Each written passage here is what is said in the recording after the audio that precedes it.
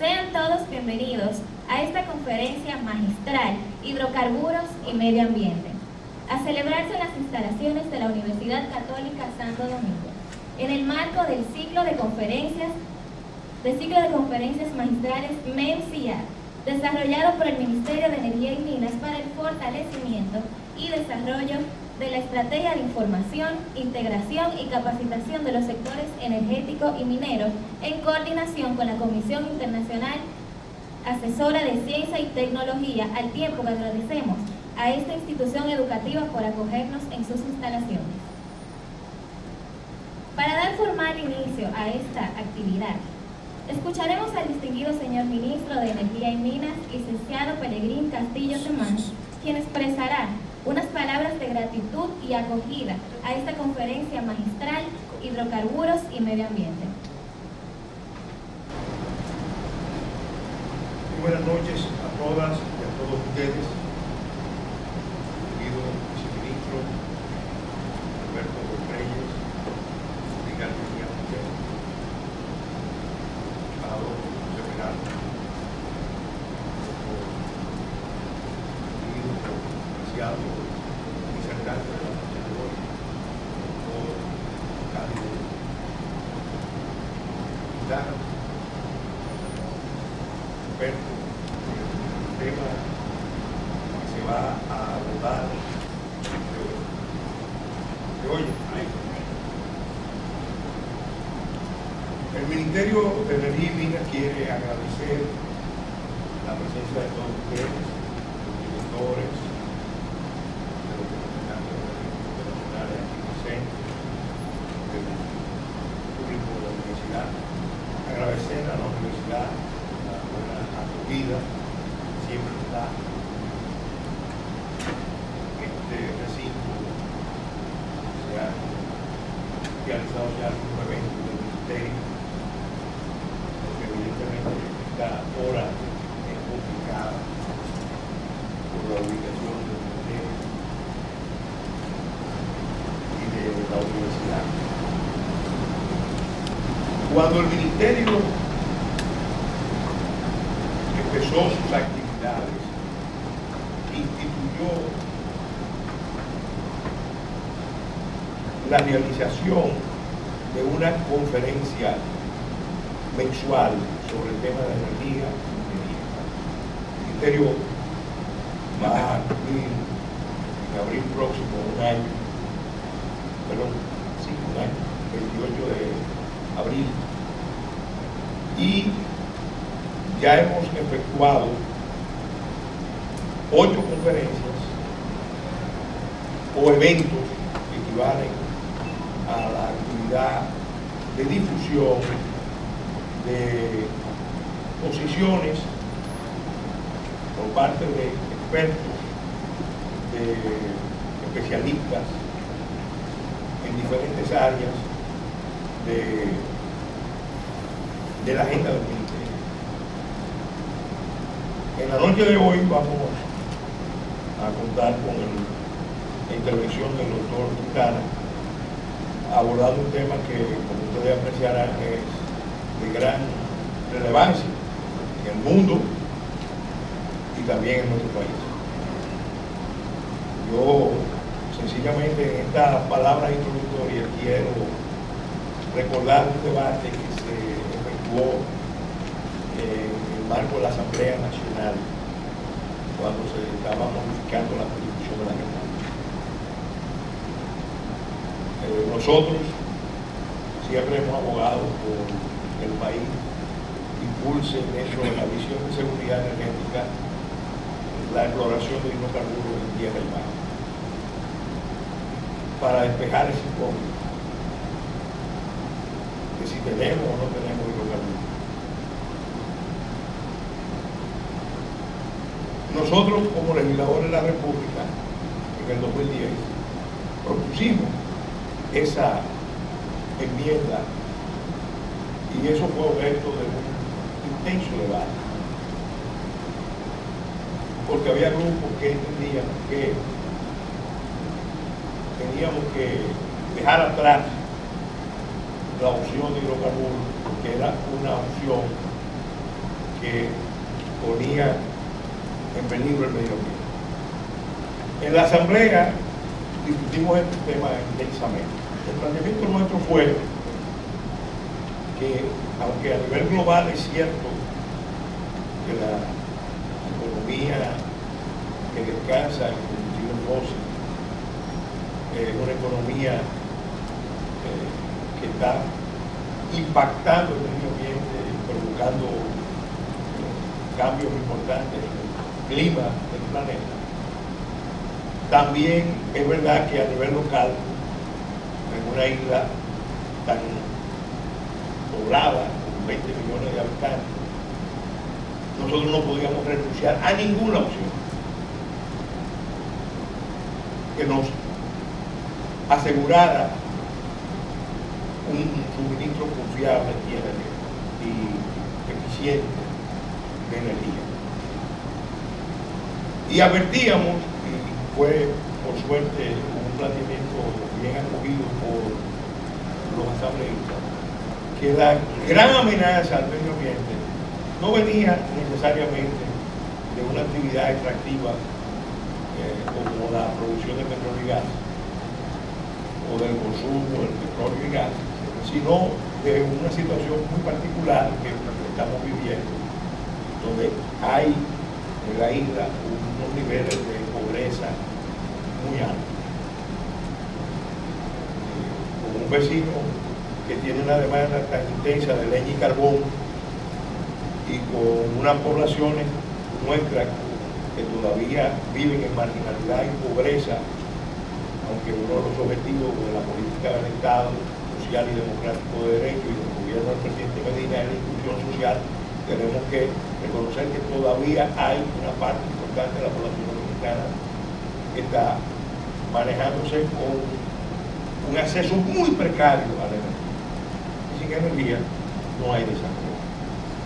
Y por tanto, llevamos la conclusión de que teníamos que tener abiertas todas las opciones y que la gran amenaza sobre el medio ambiente insular, sobre el medio ambiente nuestro sobre todo, porque esta es la parte de la isla que cuenta todavía con recursos naturales importantes por desarrollar, por aprovechar, por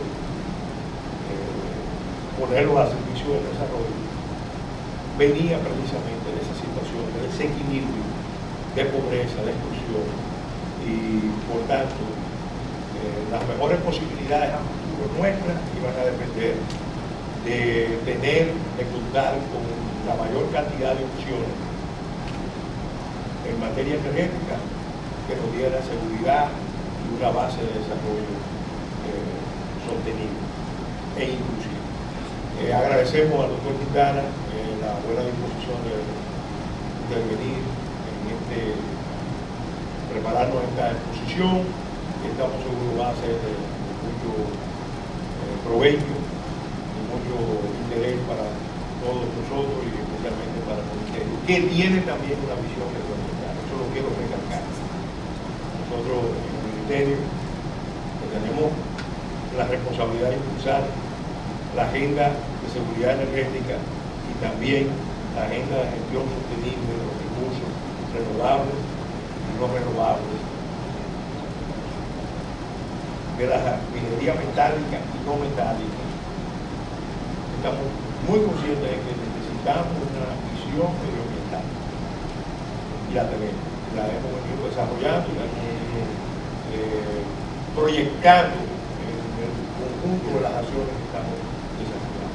Gracias, doctor Quintana, gracias a todos ustedes por su presencia en esta noche.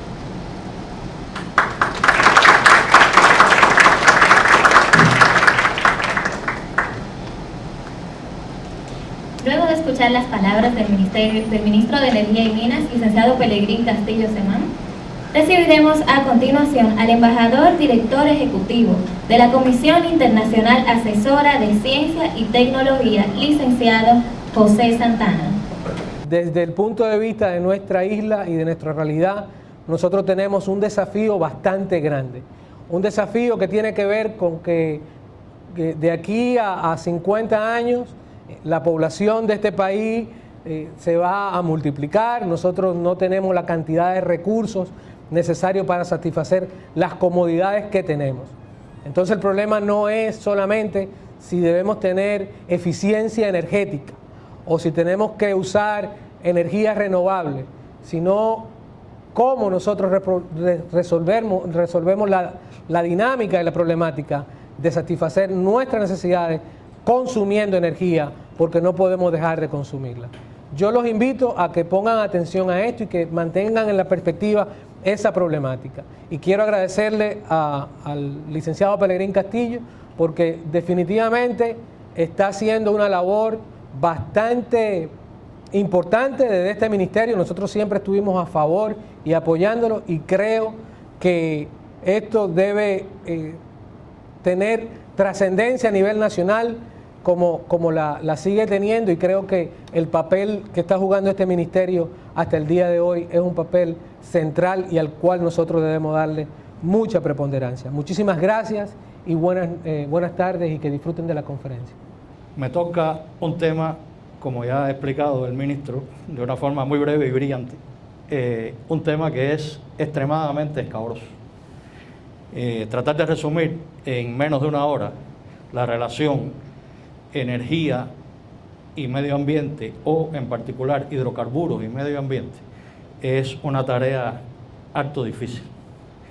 De esto basta decir que en el mundo hay programas de maestría completos, y aquí vamos a disponer de una hora. Entonces vamos a ver de qué manera lo podemos hacer. Y además es un tema, como bien se ha planteado, que lleva a muchísima controversia. Muchísima controversia, hay una gran diversidad de criterios, de puntos de vista, y yo por supuesto que no creo tener la verdad absoluta, o como algunos han dicho o han definido en forma de broma, la verdad verdadera. Esto es un tema que está en el debate internacional, que tiene una enorme relevancia, enorme trascendencia, y que en los próximos años va a seguir ocupando un lugar de privilegio en el análisis, en las discusiones, tanto a nivel científico académico como a nivel popular, porque esto es un tema que ha salido de los marcos estrechamente de las universidades, de los centros de investigación, para convertirse en temas de dominio público, por suerte. Siempre empiezo este tipo de charlas para relajar un poquito el ambiente, contando una anécdota de algo que me pasó muy curioso hace unos años, muy breve. Estaba en Barcelona impartiendo una charla como esta entre alumnos, y quise comenzar preguntando cuál es el problema central de la humanidad, y salieron una serie de respuestas muy interesantes todas. Uno me dijo: el problema fundamental de la humanidad es el problema del hambre. Otro me dijo las desigualdades norte-sur. Otro me dijo el cambio climático. Otro me habló de la pérdida de diversidad biológica. Y se levantó un muchacho de estos españolitos, bien rosadito, bien comido, fuerte, y me dijo: profesor, el problema fundamental de la humanidad es, sin lugar a dudas, que el Fútbol Club Barcelona hace 2 años que no gana. Y yo, bueno, yo no sabía si reírme o llorar. Como caribeño al final me reí. Pero realmente detrás de la broma que me hizo este muchacho hay todo un análisis y hay todo una carga de sentimientos. Detrás de esto se puede llegar a pensar que el problema central de la humanidad es de acuerdo a la persona que lo mire, o de acuerdo al prisma, de acuerdo a la arista de donde se mire. No es lo mismo el problema central de la humanidad, como bien ha expresado el ministro, en determinados países que han logrado el estado de bienestar, que en pequeños estados insulares que tienen todo el derecho del mundo al desarrollo y todo el derecho del mundo a explotar sus recursos. Entonces, que los hidrocarburos impactan el medio ambiente es obvio, y todos lo sabemos, todos los que estamos en esta sala. Pero que eso nos obligue a renunciar al desarrollo es un aspecto bien diferente.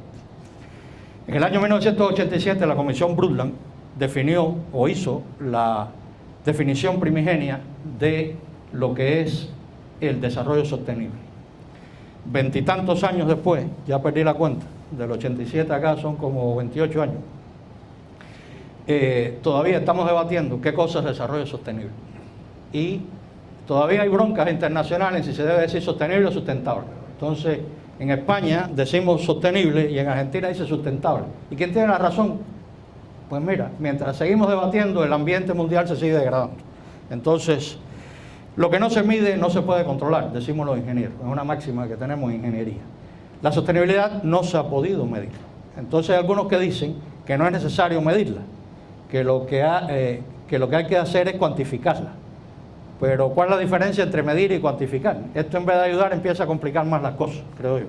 Entonces, te dicen, no, el desarrollo sostenible es como el amor, no hace falta medirlo, pero es lo más importante del mundo. No, está bien, será lo más importante del mundo, pero nosotros necesitamos poder establecer comparaciones espaciotemporales. Hay algunos intentos muy importantes, muy buenos, incluso aquí en América los tenemos, en Colombia, en otros lugares, de tratar de poner indicadores, índices para la sostenibilidad y se han logrado algunos avances. Pero en realidad, en estos momentos tenemos más de 200 definiciones de sostenibilidad y si preguntamos en esta sala qué es desarrollo sostenible, posiblemente vamos a estar aquí debatiendo toda la tarde o toda la noche y no vamos a llegar a conclusiones aceptadas. Entonces, ¿por qué hago esta introducción? Porque yo quiero suscribir, antes de empezar mi charla, las palabras del ministro cuando habla del derecho al desarrollo y al derecho a la explotación de los recursos naturales. Aunque yo soy defensor de las energías renovables, lo declaro con orgullo públicamente, también soy defensor de que los países pequeños y los países pobres tienen que luchar por la independencia energética. Si no hay independencia energética, no hay plena libertad. No olvidemos eso. La energía es poder. Y quien domine la energía, domina el mundo. Y los pequeños países insulares, sobre todo, esta pequeña islita, la de al lado, la de Cuba, la otra y la otra y la otra, todas tenemos necesidades energéticas por satisfacer y tenemos una enorme dependencia económica. Y precisamos lograr, ante todo, una independencia económica. Y precisamos lograr una matriz energética diversificada que no dependa únicamente de una única opción. Nunca ha sido muy favorable poner todos los huevos en una sola canasta. Ya sabemos lo que puede pasar. Entonces, lo más importante es hacer un uso inteligente de la energía. Ya no estoy hablando de eficiencia energética, estoy hablando de un paso más allá, de una filosofía más avanzada. Un uso inteligente de la energía y diversificar la matriz energética de nuestro país para poder enfrentar los grandes desafíos que vienen a futuro. Y con esto de la sostenibilidad, que no nos llamemos engaño, desde algunos sectores de los países más avanzados del mundo hay voces que están clamando por la sostenibilidad fuerte, que están planteando que no se puede cortar un árbol más para convertirlo en bienes porque el planeta se destruiría. Y cuidado con esto, puede ser que detrás de todo esto lo que se está enmascarando es la negación del desarrollo que ya ellos han alcanzado. Entonces, quiero hacer esta introducción, porque cuando se habla de energía y medio ambiente, y en este caso en particular hidrocarburos y medio ambiente, evidentemente hay muchas cosas feas, muchas cosas que no quisiéramos escuchar, pero que tenemos que decirlas porque son la realidad y existen, y es lo que vamos a ver aquí ahora.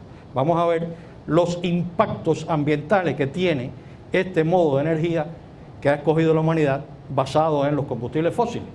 Pero también tenemos que ver todos estos aspectos que he apuntado y tenemos que ver que gracias a los combustibles fósiles, sobre todo a partir de un momento trascendental en la historia de la humanidad, que es la revolución industrial, gracias a los combustibles fósiles, pues se han logrado, y a partir de la revolución industrial se han logrado niveles de desarrollo, de satisfacción de las necesidades de los seres humanos que han sido realmente importantes y que nos han permitido llegar hasta los niveles en que nos encontramos hoy y que no debemos olvidar y no debemos tener una actitud de talibanismo ambiental en el sentido de rechazar todo lo que sea hidrocarburos de plano. Yo creo que los hidrocarburos han jugado un papel trascendental en el desarrollo de la humanidad y también vamos a ver ahora que los hidrocarburos tienen una responsabilidad importante en los principales problemas ambientales que tenemos en la humanidad. Entonces,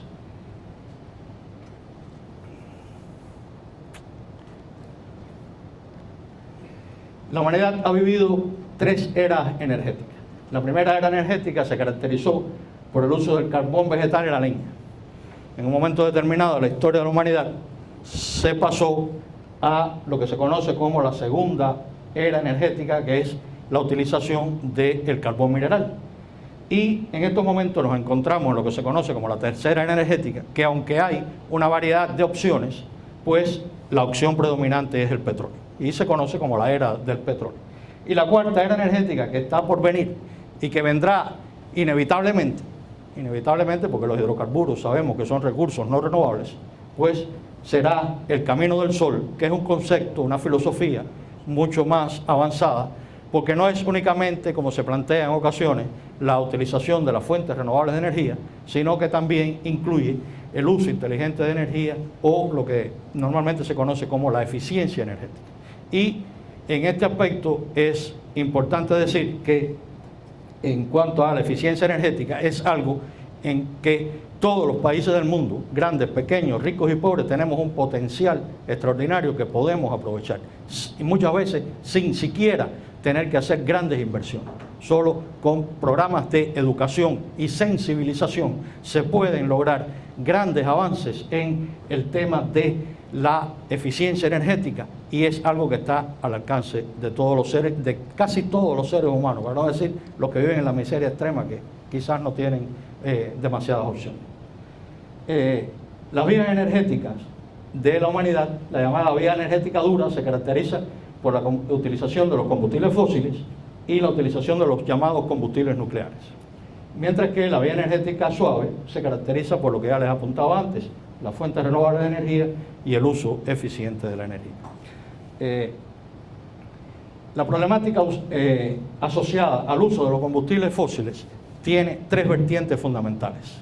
La relación energía-medio ambiente se ve por estos 3 problemas fundamentales. Algunos autores consideran que hay otras cuestiones, pero las 3 fundamentales son el incremento del efecto invernadero asociado a calentamiento global, que se considera que es la problemática número 1 en la temática ambiental. O sea, autores como Al Gore y otros consideran que es el problema estratégico número 1 de la problemática ambiental.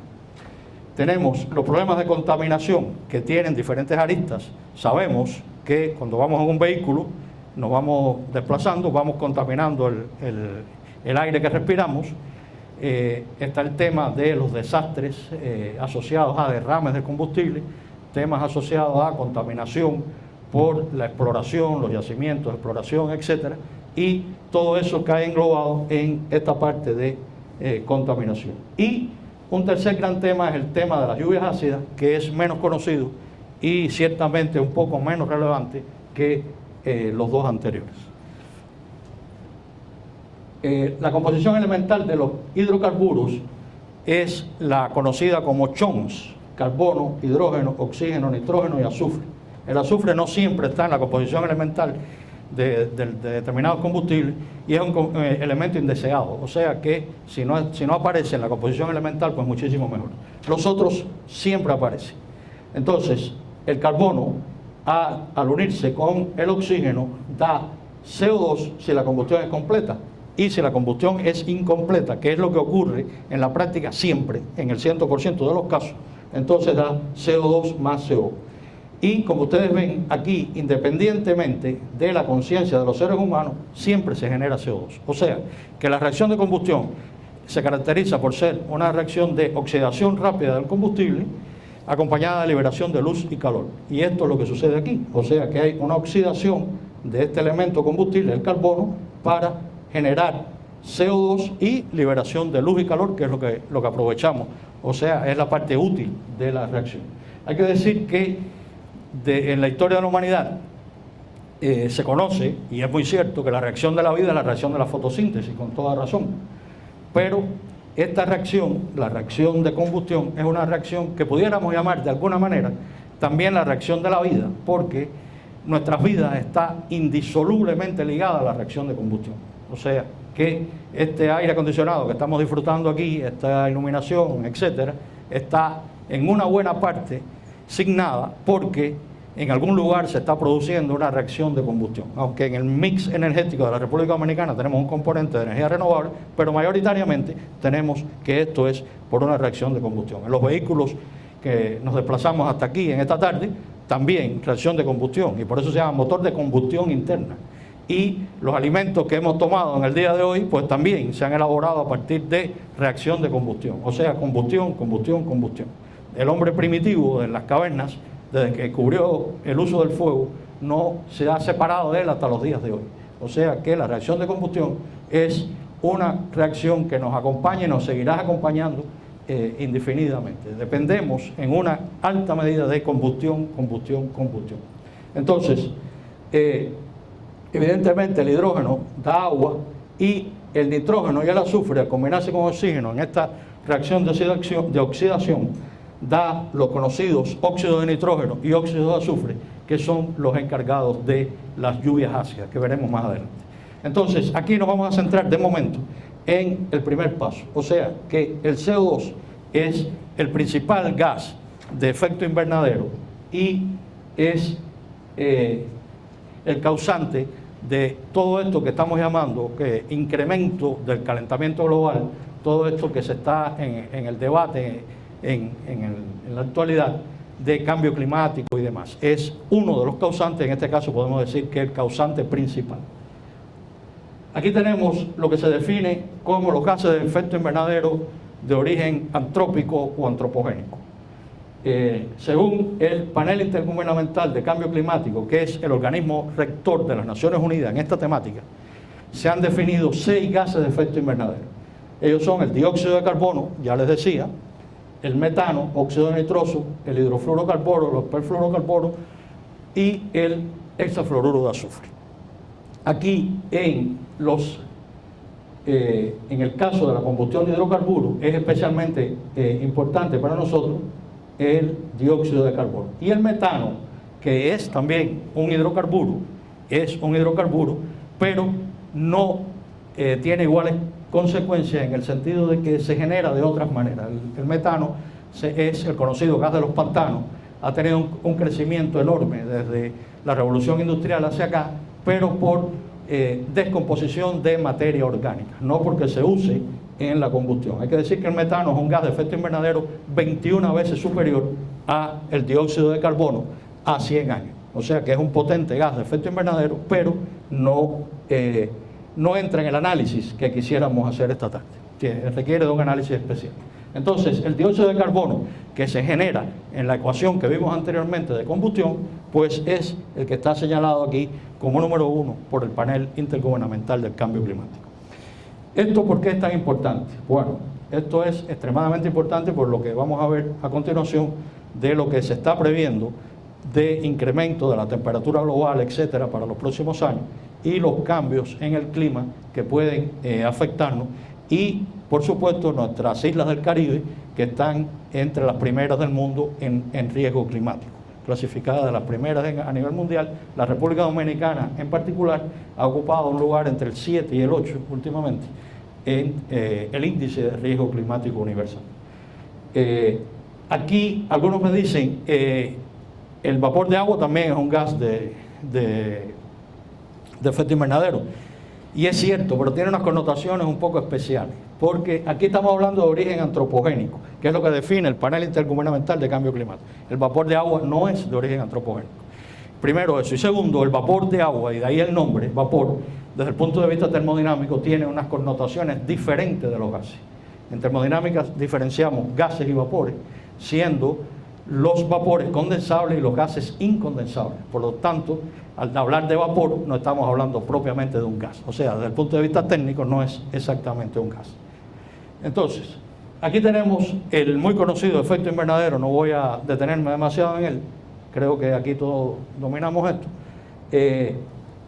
Del sol nos llegan 3 tipos de radiación. La radiación ultravioleta, la radiación visible y la radiación infrarroja. La radiación ultravioleta se queda en capas superiores de la atmósfera en la capa de ozono, conocemos eso, la capa protectora de la radiación ultravioleta, pasando el resto, o sea, la radiación visible y la infrarroja. Esa radiación pasa a través de los gases de efecto invernadero y una parte es absorbida y rechazada, como se observa aquí. La mayor parte incide sobre la superficie de la Tierra y una vez que incide, todo se convierte en radiación infrarroja. Ese es el gran tema. O sea, que por qué si decimos que lo que entra es radiación visible, el problema es con el infrarrojo. Pues es ciertamente así, porque la radiación visible se convierte en calor cuando llega a la Tierra. Y ese calor es el que calienta la superficie terrestre y una parte, como ustedes ven, se rechaza, digamos, rebota, haciendo que salga libremente a la atmósfera. Entonces aquí es donde esta capa de gases de efecto invernadero juegan un papel trascendental. ¿Por qué? Porque estos gases, que son gases que tienen la capacidad de absorber calor, pues retienen una parte del calor y entonces, como se observa aquí, una parte de ese calor puede continuar viaje a la atmósfera, pero otra parte reincide sobre la superficie de la Tierra. Y ese mecanismo que descubrió el científico sueco Arrhenius es el que mantiene el clima en la Tierra como lo hemos conocido en aproximadamente los últimos 100.000 años. Muchos autores están planteando que el efecto invernadero es producido por los gases de efecto invernadero. Sin embargo, para cálculo de ingeniería decimos que el aire atmosférico está compuesto por un 21% de oxígeno y un 79% de nitrógeno. Gran mentira que usamos los ingenieros para nuestros cálculos de ingeniería. En realidad, una muy pequeña porción de gases que ni siquiera se tiene en cuenta en estos números que les decía anteriormente, pues hace imposible que el clima en la Tierra sea el que tenemos y no otro. O sea que la relevancia de estas muy pequeñas cantidades de gases es fundamental, es lo que quiero destacar, en el desarrollo de la vida en el planeta Tierra. Y sin embargo, muchas veces ni siquiera se tienen en cuenta para los cálculos de ingeniería. Entonces, avancemos. Definamos el efecto invernadero y cambio climático. Entonces, de acuerdo con definiciones del Programa de Naciones Unidas para el Medio Ambiente, ¿qué cosa es el efecto invernadero? Bueno, es un proceso natural. O sea que hay un efecto invernadero natural. Y sobre esto quiero volver, porque es importante que definamos que el efecto invernadero es de origen natural. Después hay otros fenómenos asociados que ya no son tan naturales, pero el original es un proceso de origen natural que consiste en la retención por acción de ciertos gases presentes en la atmósfera, lo que les explicaba antes. Del total de energía radiada por el Sol que alcanza el planeta, el 30% es reflejada al espacio, lo que les explicaba. Y el 70% restante alcanza la superficie de la Tierra. El planeta a su vez irradia esa energía de vuelta al espacio en forma de radiación de onda larga infrarroja, lo que les decía, infrarrojo, calor, manteniendo así el equilibrio térmico. ¿Bien? Esta es la definición clásica de lo que es el efecto invernadero. Entonces, ¿es perjudicial el efecto invernadero? Pregunto, ¿es perjudicial el efecto invernadero? Muchas veces le echamos la culpa de todos los males al efecto invernadero. ¿Y es perjudicial el efecto invernadero? Pues la respuesta es no. El efecto invernadero no es perjudicial. Y ahí hay un gran error que a veces caemos en él, incluso nosotros, los profesores, a veces caemos en él, de echarle la culpa de todos los males al efecto invernadero. El efecto invernadero no es malo. Lo que es malo es otra cosa que les voy a explicar ahora a continuación. El efecto invernadero hace que la temperatura en la Tierra sea esta que conocemos, y sin este efecto la temperatura sería 30 grados más, o sea, sí, exacto, la presencia del efecto invernadero hace que la temperatura sea 30 grados más cálida. De no existir este efecto, la temperatura, que es lo que quería decir, sería 30 grados inferior a este que conocemos, lo cual haría la vida imposible en muchas regiones del planeta y en otros lugares bien difícil. Imagínense nosotros con 30 grados menos de lo que conocemos acá en nuestro querido Caribe. Entonces, esto es extremadamente beneficioso. Y entonces, ¿dónde está el problema? El problema no está propiamente en el efecto invernadero. El problema está en el incremento desmedido de la generación de gases de efecto invernadero por causa de la actividad humana. Entonces, ese incremento del efecto invernadero, ¿en qué se traduce? Ese incremento de efecto invernadero se traduce en incremento de la temperatura global y ese incremento de la temperatura global, incremento de la subida del nivel de los mares, con riesgo de desaparición de grandes espacios cultivables en un mundo donde hay escasez de alimentos, de grandes espacios verdes captadores precisamente de CO2, con lo cual se reforzaría el problema y traería consecuencias de desaparición de pequeños estados insulares, dentro de los cuales los de Oceanía son los que están en primera línea de fuego, el riesgo máximo, y después pequeños estados insulares de acá del Caribe.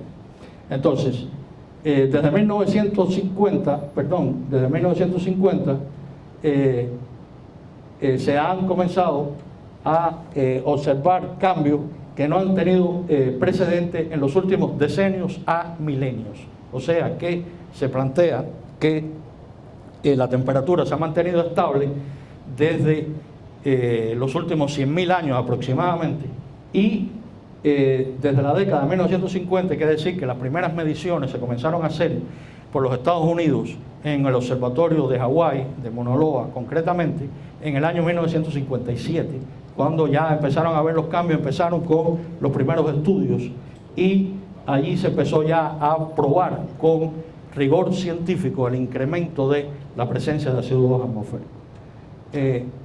La atmósfera y el océano se han calentado, los volúmenes de nieve y hielo siguen disminuyendo y el mar se va elevando continuamente, lo cual es el gran riesgo para nosotros.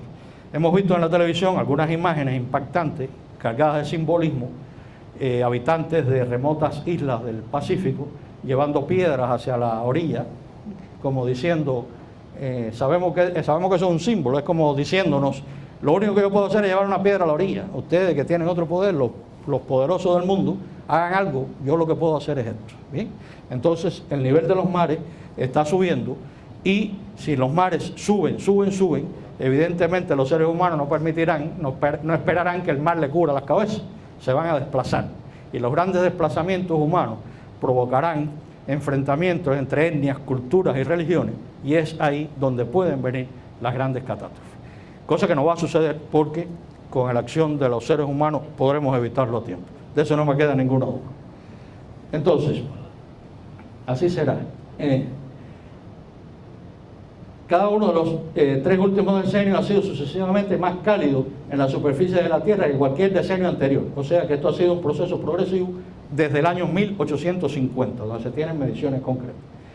En el hemisferio norte es probable que entre 1983 y 2012 fuera el periodo de 30 años más cálido en los últimos 1400 años.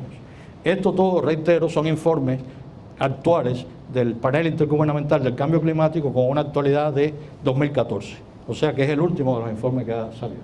El calentamiento del océano domina sobre el incremento de la energía almacenada en el sistema climático, representando más del 90% de la energía acumulada.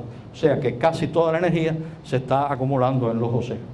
Y esto en un periodo de 1971 a 2010. Es probable que la capa superior del océano, entre 0 y 700 metros, se haya calentado entre 1870 y 1971 y seguro que ha continuado hasta la fecha. O sea que es probable, lo que quiere decir es que es probable que se haya calentado desde 1870 y seguro desde el 71 hacia acá, que se tienen mediciones concretas. Desde mediados del siglo XIX el ritmo de elevación del nivel del mar ha sido superior a la media de los 2 milenios anteriores. No voy a leerlo todo en detalle. En los últimos 800.000 años, las concentraciones atmosféricas de dióxido de carbono, metano y dióxido de nitroso han aumentado a niveles sin precedentes. Hay que decir que antes de la era preindustrial, la concentración de CO2 atmosférico era de 280 partes por millón. Ya en la actualidad se han superado las 390 partes por millón y hay algunas mediciones superiores en Mauna Loa, precisamente en el observatorio que les nombraba antes, se han superado las 400 partes por millón en volumen. Las concentraciones de dióxido de carbono han aumentado un 40%, algunos estudios hablan de más de 41% desde la era preindustrial, debido en primer lugar a las emisiones derivadas de los combustibles fósiles y en segundo lugar a las emisiones netas derivadas del cambio de uso del suelo. O sea que la utilización de los combustibles fósiles y el cambio de uso del suelo son los dos factores fundamentales. Los océanos han absorbido alrededor del 30% del dióxido de carbono antropogénico emitido, provocando su acidificación. Aquí tenemos otro problema que no vamos a poder abordar a plenitud esta tarde. El reforzamiento radiativo total es positivo y ha dado lugar a la absorción de energía por el sistema climático, o sea que todo el sistema climático está absorbiendo energía.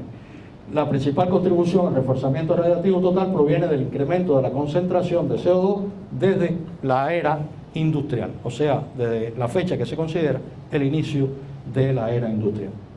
Aquí tenemos algunos de los gases fundamentales de efecto invernadero y tenemos esta curva que es la que nos ocupa, las demás menos importantes para esta conferencia. El dióxido de carbono, observen cuál es la tendencia que ha tenido, es esta curva de serrucho, diente de serrucho, y el promedio es este.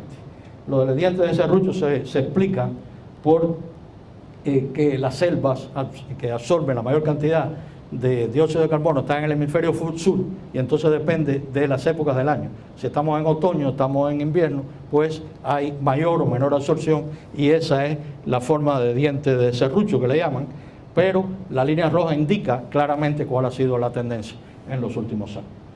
Aquí tenemos otra curva que la tomé de una publicación catalana, me disculpan la I latina ahí, que utilizan los catalanes, por supuesto, y lo que viene es a reforzar la idea anterior. O sea, es lo mismo, pero con un horizonte hasta aproximadamente 2010. Aquí tenemos cómo se comportan las diferentes influencias de gases de efecto invernadero. En este caso estamos hablando de gigatoneladas de CO2 equivalente, porque en los estudios de los gases de efecto invernadero todos se llevan a una equivalencia como si fueran todos CO2, y eso es lo que se hace en este estudio. Esta nota que me sale aquí, quisiera quitarla pero no sé cómo. Esta gran mancha acá es lo que se refiere a CO2 por los combustibles fósiles en los procesos industriales, o sea que el principal aporte, como se ve acá, está dado por el CO2 en los procesos industriales.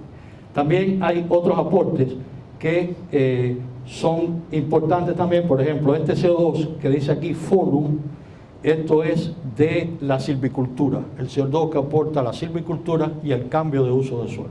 Hay otros aportes, estos son estos dos que están aquí, en este color más rojizo y este medio amarillento, tenemos esta concentración que es 65% más 11, o sea, un 66% de los aportes están dados aquí. Y después hay otro componente que no viene al caso analizar ahora. Aquí tenemos, en esta curva, solo quisiera que nos fijáramos fundamentalmente en esto. Tenemos que para el suministro energético tenemos un 26%, es esto azul aquí, y para el transporte un 13%. O sea que aquí tendríamos un 38% de los aportes que están dados por suministro energético y transporte únicamente. Según las predicciones del IPCC, lo que se tiene de cambio negativo a nivel global, lo que viene, y estos son predicciones, es probable que para finales del siglo XXI la temperatura haya aumentado 1.5 grados Celsius. Hay otros modelos de pronóstico, estos RCP y RCP son distintos modelos de pronóstico que se utilizan, hay muchos, pues están planteando un incremento de 2 grados Celsius y hay algunos escenarios de análisis, el RCP4 que está el RCP que está planteando 4.5. Entonces, lo que se plantea es que se acentuará el contraste de las precipitaciones entre las regiones y estaciones húmedas y secas, y si bien podría haber excepciones regionales, o sea que aunque se está hablando de lo que viene de cambio climático a nivel global, pues hay excepciones regionales, lo cual refuerza el criterio antes expuesto de que pensemos globalmente pero actuemos localmente. Entonces, los océanos mundiales seguirán calentándose durante el siglo XXI. El volumen de los glaciares continuará reduciéndose. Es muy probable que el ritmo de elevación del nivel del mar sea mayor que el observado en el 71, del 71 al 10. O sea que puede ser que el ritmo de incremento del nivel del mar aún sea mayor al conocido. La mayoría de los aspectos de cambio climático perdurarán durante muchos siglos, aún, esto es un criterio importante, perdurarán durante muchos siglos, aún cuando se reduzcan las emisiones de CO2 en la actualidad. las emisiones continuas de gases de efecto invernadero causarán un mayor calentamiento y nuevos cambios en todos los componentes del sistema climático. El nivel medio global del mar seguirá aumentando durante el siglo XXI.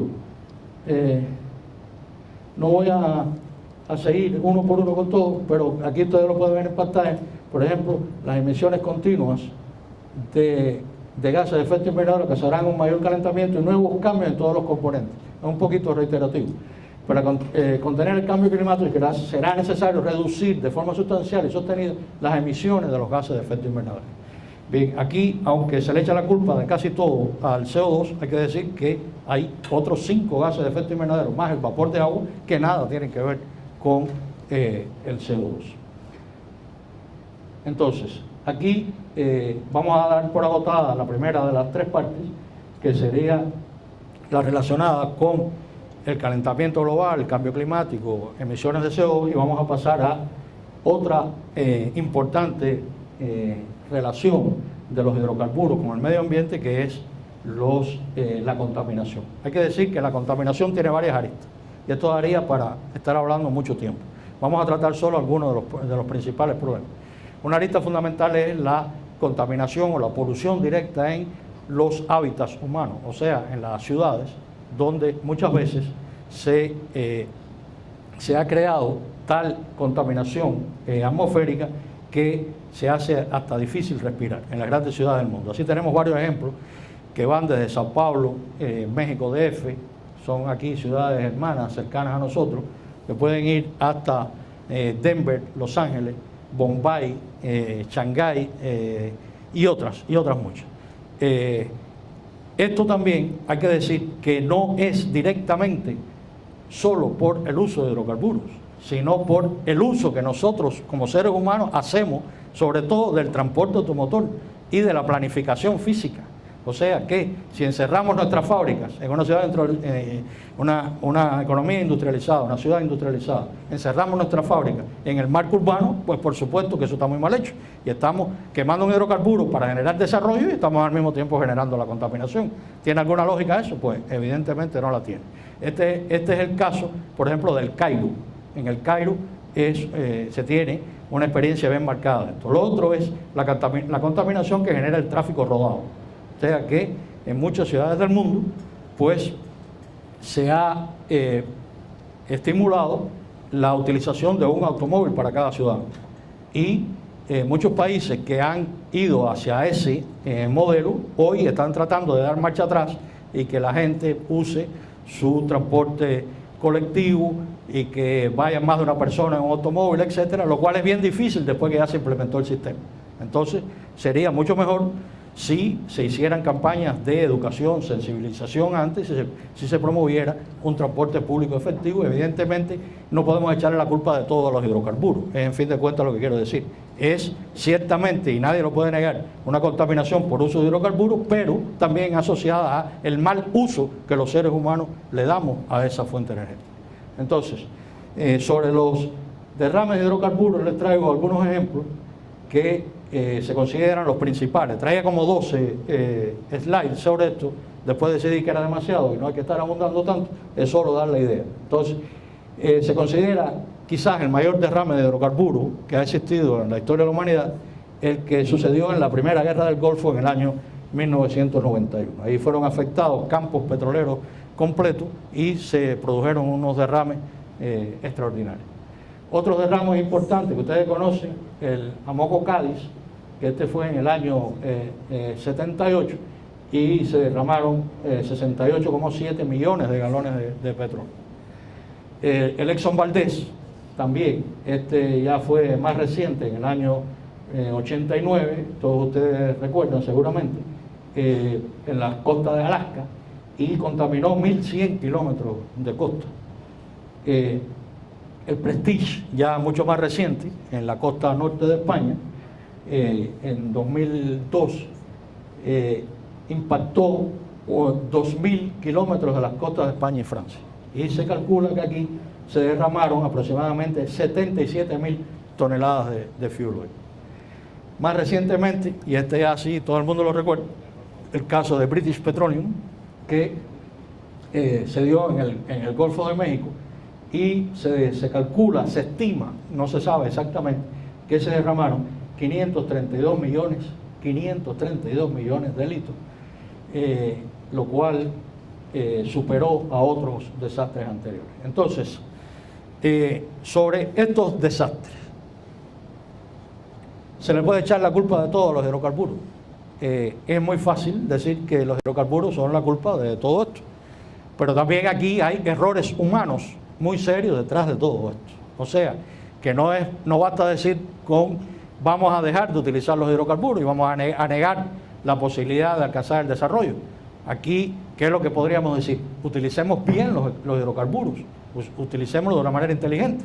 Se puede hacer prospección de hidrocarburos, se puede hacer explotación y evitar que todas estas cosas ocurran. El mayor accidente energético de la historia de la humanidad es el accidente de Chernóbil, como ustedes conocen. Bien, el accidente de Chernóbil tuvo otro precedente en 3 Mile Island que es poco conocido. Sin embargo, el de Chernóbil tuvo una gran difusión y se divulgó mucho. El accidente de Chernóbil, contrario a lo que se piensa y lo que se ha divulgado, no fue por error de la tecnología, fue también por error humano, por tratar de hacer unos experimentos no autorizados para controlar la reacción del combustible nuclear, o sea, controlar la reacción en cadena nuclear. Entonces, en esto es un poco de lo mismo. Si vamos a estos accidentes, yo los estuve estudiando, los estuve viendo antes de venir a esta presentación, y todos, detrás de sí tienen algún componente humano que podría ser evitable. ¿Bien? Entonces, no se trata de renunciar de plano a todo esto, sino hacerlo de la mejor manera posible. Entonces, ahora está muy de moda el fracking y quería traer esto porque es de suma importancia. El fracking, ustedes saben que es la tecnología nueva, entre comillas, porque era una tecnología conocida hace más de 50 años, pero que se ha renovado, se ha innovado sobre ella y se está aplicando fundamentalmente en los Estados Unidos para la extracción de gas fundamentalmente y también petróleo.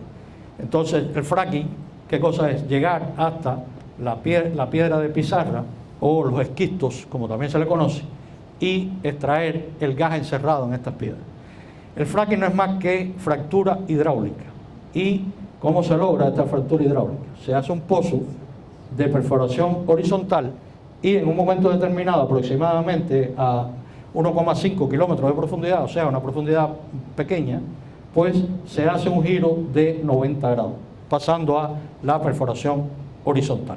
Entonces, las nuevas tecnologías han permitido esto y después se inyecta por estas tuberías instaladas, estas camisas que se ponen en la perforación, se inyecta agua a alta presión, a muy alta presión, y se logra la fractura de la roca en la piedra de pizarra o los esquistos, y esa fractura es esto que se ve aquí representado.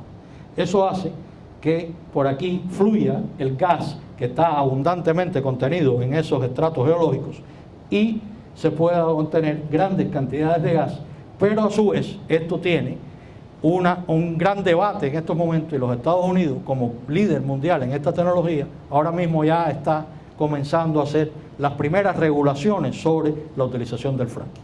Los Estados Unidos lo ha hecho, y con esto que ha logrado, y es un aspecto muy importante que yo quiero señalar. ¿Qué está logrando los Estados Unidos con esto? Pues ha logrado la independencia energética. Eso que tanto estábamos anhelando, que estábamos tanto hablando, ha logrado. El primer país del mundo tenía una enorme dependencia energética, muchas veces de países que no le son afines. Y en estos momentos Estados Unidos ha pasado de ser un importador neto, gran importador de hidrocarburos, a satisfacer sus propias necesidades y va a comenzar a exportar. En estos momentos no se sabe en Estados Unidos a veces qué hacer con tanto gas que tienen almacenado. Tienen un problema de tanto almacenamiento. Entonces eso es lo que ha hecho que los precios del petróleo son los que conocemos en el día de hoy. Y esto está cambiando la geopolítica mundial. Está haciendo cambios importantes en la geopolítica mundial a partir de la utilización de una vieja tecnología renovada, aplicación de la técnica. Pero ¿tiene alguien derecho del primer mundo a decirnos a nosotros que no podemos explorar los hidrocarburos? Es la gran pregunta, es la gran pregunta. Entonces, esta técnica tiene algunos problemas ambientales asociados. Se están contaminando capas del manto freático, del agua se está contaminando, y en algunos lugares esto ha traído grandes rechazos de la población, y es por ello que ahora se está modificando la legislación y demás. Entonces, aquí podemos ver otra ilustración. Es un campo donde se hace la tecnología, se fractura la roca y puede haber escapes como este que está aquí claramente representado en amarillo, que van a parar a el manto freático, y entonces se puede contaminar el agua con hidrocarburos, lo cual es un problema serio que habría que resolver. Esto no ha frenado para nada el logro de la independencia energética de los Estados Unidos, y prácticamente todo el que puede lo va a hacer. No, en algunos lugares hay regulaciones más estrictas porque están resolviendo de otra manera. Por ejemplo, Francia es un caso interesante, porque Francia ha renunciado de plano y de momento a esta tecnología. ¿Pero por qué lo ha hecho? Porque Francia tiene 50 plantas nucleares. ¿Bien? Entonces es como que Francia nos diga ahora, no instale República Dominicana una planta nuclear. No es que yo esté defendiendo la energía nuclear, pero también entendamos que esos países no tienen derecho a imponernos a nosotros el modelo de desarrollo que nuestros países tienen que escoger. Entonces Francia, de momento, ha renunciado a la tecnología. Hay que decir que aunque no está aprobado, también hay temores en la sociedad, en muchos lugares hay temores serios de que esta fractura de la roca puede traer problemas de terremotos y movimientos telúricos asociados. Y eso ha hecho que se incremente el rechazo de la población en algunos lugares. Eso no está aprobado en absoluto.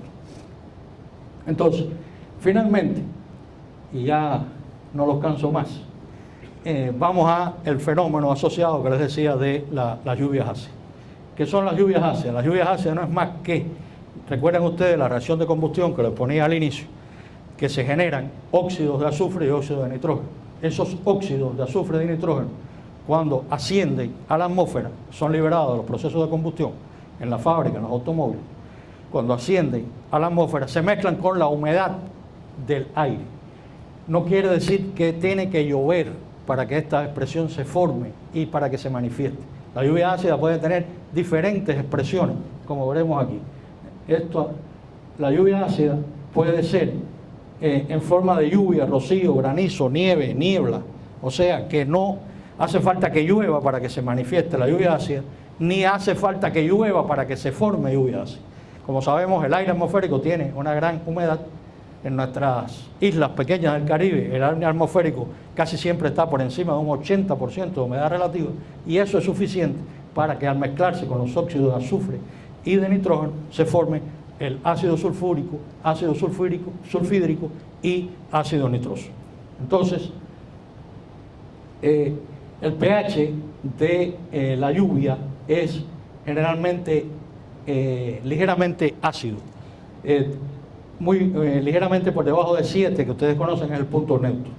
Y sin embargo, en algunos lugares se han reportado pH de 3, que es una acidez muy alta. Un pH de 3 es igual al del vinagre, por ejemplo, para que tengan una idea. O sea que hay reportes de lluvia iguales al vinagre. Aquí tenemos las manifestaciones de las lluvias ácidas, que no es un problema que esté distribuido uniformemente en el planeta, ni muchísimo menos, sino que se da ¿dónde? En los lugares que hay un mayor desarrollo. Observen aquí la costa este de los Estados Unidos, donde hay mayor desarrollo industrial, la costa este de los Estados Unidos y frontera con Canadá, y acá en el norte de Europa y un poco también en la península escandinava. Como ejemplo de problema ambiental transfronterizo, el problema ambiental transfronterizo número 1 que se pone de ejemplo siempre es el problema de las lluvias ácidas, porque las lluvias ácidas se pueden trasladar por los vientos a grandes distancias. Por ejemplo, esta lluvia ácida que se produce acá en el norte de Europa, si bien aquí hay una gran concentración industrial en Alemania y demás, esta lluvia ácida que afecta a la península escandinava de muy baja Finlandia, Suecia y Noruega, especialmente Noruega, en zonas poco pobladas, es la lluvia ácida que se produce fundamentalmente en el Reino Unido y en Europa Central. O sea que esto se traslada y observen todo el radio de acción que puede tener producto de que es un problema transfronterizo. Es el mejor ejemplo de problema ambiental transfronterizo. Aquí tenemos, en el caso de los Estados Unidos, observen ustedes la parte de mayor desarrollo industrial, que es ahí, por supuesto, donde se produce lluvia ácida. Esta lluvia ácida se traslada hacia el lado canadiense y afecta del otro lado de la frontera. Aquí tenemos lo que les apuntaba antes de la sensibilidad, el rojo, la península escandinava, con una enorme sensibilidad a ser afectada por lluvia ácida. Hay que decir que en Noruega, específicamente, han muerto miles de lagos, miles de acuíferos, producto de la acidificación de sus aguas, lo cual no es un problema irreversible, se puede recuperar, pero es extremadamente costoso. Entonces, ¿qué hacer? ¿Contaminar para después recuperar o mejor no contaminar? Reducir la contaminación. Evidentemente, lo segundo. Como conclusiones, y ya terminamos. Primera conclusión que quiero dejar clara y sentada aquí en esta tarde. Considero, estas son conclusiones personales y comprometo mi opinión en ello. Todos los países tienen legítimo derecho a trabajar por el logro de la independencia energética. O sea, que no creo que nadie esté en capacidad, desde el primer mundo, de decirnos qué modelo de desarrollo debemos escoger. En esto debemos estar bien claros. No se trata de no hacer un programa nacional de exploración de hidrocarburos. No se trata de no explotar los recursos naturales que tenemos en el territorio. Se trata de hacerlo de la mejor manera y de la manera más inteligente y sostenible posible. Y para eso hay suficiente experiencia y suficiente talento. Y de eso es lo que se trata. O sea, cuando se habla de estudios de impacto ambiental, las metodologías de estudio de impacto ambiental no están desarrolladas para que las obras no se hagan. Eso es un error, pensar que esas metodologías es para que las obras no se hagan. La metodología de estudio de impacto ambiental es para que las obras se hagan de la manera más amigable con el medio. ¿Sí? Todos los países tienen legítimo derecho a explorar los recursos naturales que poseen, incluyendo los energéticos. O sea que esto viene a corroborar lo que había dicho antes con la primera. La matriz energética de cada país debe ser diversificada. Cuanto más energía renovable pongamos, mucho mejor. Cuanto más seamos capaces de hacer un uso inteligente y eficiente de la energía, muchísimo mejor. Pero eso no niega la posibilidad de utilizar otras formas de energía. Entonces, creo que la explotación de los recursos es un aspecto extremadamente importante, que es un debate grande internacional, y la República Dominicana no es una excepción en ello. Hay un debate aquí también. Hay muchísimo rechazo a la explotación minera, a la explotación de metales, muchísimo de rechazo. Y ciertamente la minería impacta el medio, nadie lo puede negar. Pero este edificio donde estamos hoy está repleto de acero por todas partes. Este micro que tengo en mano, como me señala el ministro, tiene metales. Y estos equipos que están aquí tienen metales, algunos metales raros, que todavía no se sabe exactamente los impactos que van a tener. Y todos vinimos aquí, o casi todos, en un medio de transporte que tiene muchísimos metales adentro. Entonces, ojo con esto. No se trata de que no se puedan explotar los recursos, sobre todo los energéticos. Se trata de hacerlo de la manera más sostenible, con criterios de sostenibilidad. Y la sostenibilidad no es solo lo ambiental, como a veces se quiere decir. Y esto quiero dejarlo bien claro. La sostenibilidad es lo ambiental, lo económico y lo social. Entonces, la interacción de esos tres aspectos hay que tenerla en cuenta fundamentalmente. ¿Por qué? Porque los países que encuentran petróleo en su territorio es como que se sacaron la lotería. Entonces, el que logre la independencia energética es como que ha sido tocado por una mano superior. Entonces, pocos países en el mundo logran la independencia energética. Y si esos recursos se utilizan de manera sostenible y se utilizan en beneficio de la sociedad, que es lo que, a fin de cuentas, el fin último de la ciencia, el beneficio social, entonces esos recursos podrán hacer un impacto muy positivo en la sostenibilidad del sistema completo, en la sostenibilidad del sistema integrado con un enfoque holístico. Entonces, queda demostrado que existe una relación entre la utilización de los hidrocarburos con la actual situación ambiental a nivel global. Eso es algo que no podemos negar ni queremos ocultarlo tampoco. O sea que la utilización de los hidrocarburos tiene una influencia en la situación ambiental global.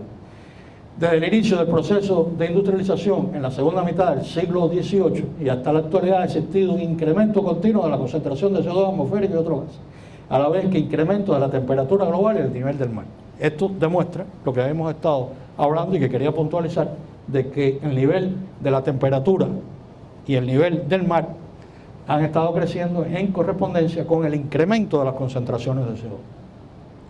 La actual era energética, a la vez que ha traído indiscutibles progresos, lo cual nadie niega, y ha traído estado de bienestar para muchos países que no van a renunciar a ello. O sea, que todo el que llegó al estado de bienestar, que no venga a darnos demasiados consejos a los pobres del mundo. ¿Bien? Los países que han logrado el estado de bienestar, el llamado estado de bienestar, que no van a renunciar a él, pues lo han logrado en base a la utilización de los combustibles fósiles en la tercera era energética de la humanidad. Y esto ha traído indiscutible progreso, pero también ha producido impactos ambientales que deben ser gestionados de la manera más sostenible. Como recomendación, hacer un uso racional e inteligente de los recursos, en especial los energéticos, es mi primera gran recomendación. Continuar trabajando por la diversificación de la matriz y el logro de la independencia energética. Y aquí estoy incluyendo ya las fuentes renovables de energía, la eficiencia energética, que tanto pueden ayudar al logro de la independencia energética y de la sostenibilidad. O sea que el desarrollo energético sostenible pasa por estos dos aspectos fundamentales, que es lo que el profesor Enrico Turrini ha definido como el camino del sol. Ojalá que pronto podamos abrazar el camino del sol, pero no olvidemos que de momento tenemos que explotar todo lo que tenemos en nuestras manos, que tenemos en nuestra capacidad, pero hacerlo de la manera más racional, más inteligente y sostenible, que es la palabra clave del momento. Las fuentes que he utilizado están aquí referidas, son muchas y por supuesto que no las voy a leer. Y finalmente, muchas gracias.